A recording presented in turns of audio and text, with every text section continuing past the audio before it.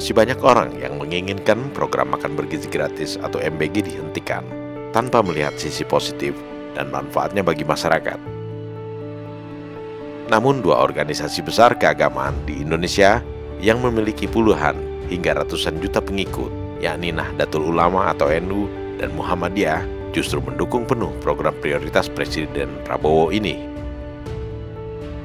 Dukungan itu tidak terbatas pada pernyataan lisan ataupun tertulis, tetapi diwujudkan secara konkret dengan membangun ratusan dapur MBG atau satuan-satuan pelayanan pemenuhan gizi SPPG di pesantren dan sekolah-sekolah mereka. NU misalnya, hingga bulan Oktober 2025 sudah mengoperasikan sebanyak 59 SPPG yang tersebar di sejumlah pesantren di berbagai daerah.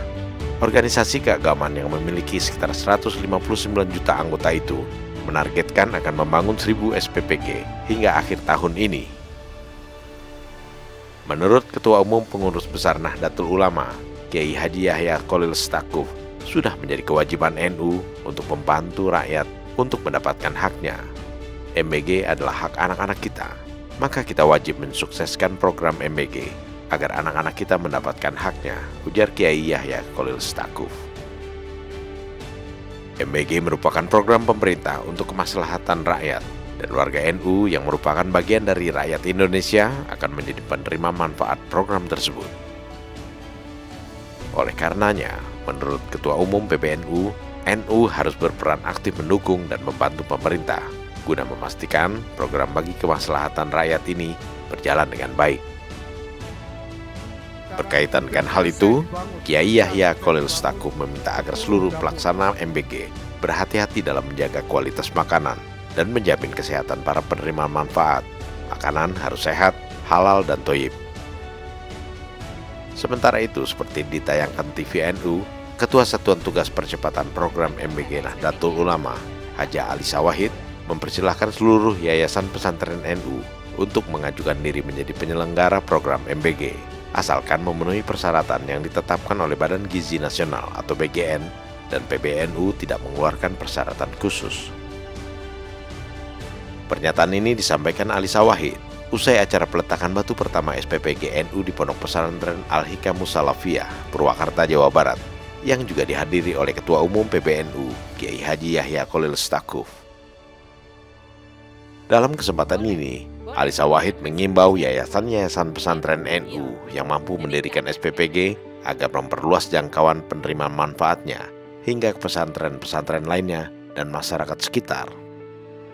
Semua pesantren yang berminat untuk menjadi penyelenggara SPPG atau menyelenggarakan dapur itu boleh mengajukan, tetapi kan ada syarat-syarat dari BGN. Nah, ya udah kita mengikuti syarat itu saja. Tidak ada syarat dari PBNU. Jadi khusus dari mengikuti BGN dan PBNU mendampingi proses BIMTEK dan lain-lain itu sehingga pesantren akan lebih siap. Kalau ada pesantren santrinya hanya 500, tetapi yayasannya siap untuk mendirikan SPPG itu bisa. Nanti tinggal penerima manfaatnya berarti ditambah dari yayasan-yayasan yang lain gitu, pesantren-pesantren yang lain yang di dekat situ. Itu. Bisa collab dengan sekolah-sekolah?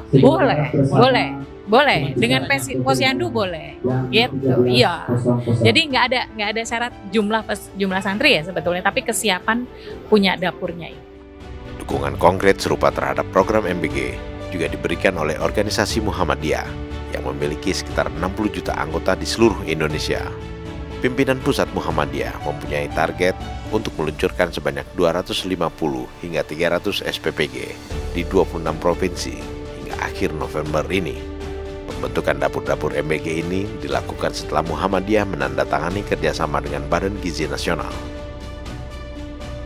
Ketua Koordinator Nasional Makan Bergizi Muhammadiyah, M. Nurul Yamin, mengatakan setiap SPPG yang dibangun Muhammadiyah ditargetkan bisa melayani sebanyak 3.500 penerima manfaat sesuai ketentuan yang ditetapkan oleh BGN.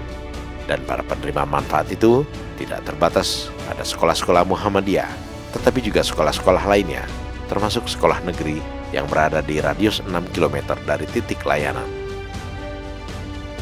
Hal ini disampaikan M. Yamin usai acara peluncuran dapur-dapur MBG Muhammadiyah di Sekolah Perguruan Muhammadiyah, Kecamatan Minggir, Kabupaten Sleman, Daerah Istimewa Yogyakarta, yang juga dihadiri oleh Ketua BGN Dadan Hindayana, seperti yang ditayangkan TV Muhammadiyah. Untuk satu SPPG sesuai ketentuan dari BGN adalah maksimal di antara 3.000 sampai 3.500 porsi. Nah, insya Allah SPPG ini akan melayani 3.500 porsi di sekolah-sekolah di sekitar Kecamatan Minggir ini. Ini khusus untuk sekolahnya Muhammadiyah atau semuanya? Oh tidak, ini adalah program inklusi dari pemerintah, bukan hanya sekolah Muhammadiyah yang kita layani, tapi adalah sekolah-sekolah yang dalam radius jarak yang kurang lebih 6 km dari titik SPPG ini. Baik sekolah Muhammadiyah, baik sekolah non-Muhammadiyah, ataupun sekolah negeri dan swasta yang lain. Masuk ibu hamil ya? Termasuk ibu hamil, ibu menyusui, dan balita. Untuk menyukseskan program makan bergizi gratis, pimpinan Pusat Muhammadiyah telah membentuk Koordinator Nasional Makan Bergizi Muhammadiyah atau Kornas MBM. Dan sejauh ini sudah ada 105 SPPG di 17 provinsi yang dibangun dan dioperasikan Kornas MBM. Lalu sekitar 150 dapur SPPG lainnya sedang dalam tahap pembangunan yang ditargetkan selesai pada bulan November ini. Ketua Kornas MBM, M. Nurul Yamin, mengatakan bahwa Muhammadiyah mendukung pelaksanaan program MBG yang merupakan program strategis Presiden Prabowo Subianto karena sejalan dengan spirit dakwah Muhammadiyah sebagaimana tercantum di dalam Al-Quran Surat Al-Ma'un. Dalam melaksanakan program MBG ini, kata M. Muhammad Yamin, Muhammadiyah lebih menekankan pada kualitas dan tata kelola yang baik dengan terus mengakselerasi dan meningkatkan jumlah SPPG atau dapur MBG secara signifikan. Dukungan konkret yang sangat besar dari dua organisasi besar keagamaan terhadap program MBG tentunya sangat berarti bagi pemerintah, khususnya Badan Gizi Nasional. NU dan Muhammadiyah yang telah berdiri sejak tahun 1920-an itu mempunyai jasa yang sangat besar terhadap bangsa dan negara Indonesia, terutama dalam memperjuangkan kemerdekaan Republik Indonesia. Berbagai aktivitasnya di bidang pendidikan dan kesejahteraan sosial dirasakan betul manfaatnya oleh sebagian besar masyarakat Indonesia sejak dulu hingga sekarang. Sehingga dukungan dan bantuan konkret terhadap pelaksanaan program MBG dari kedua organisasi keagamaan yang sudah sangat dikenal luas itu tentunya akan didukung pula oleh sebagian besar rakyat Indonesia.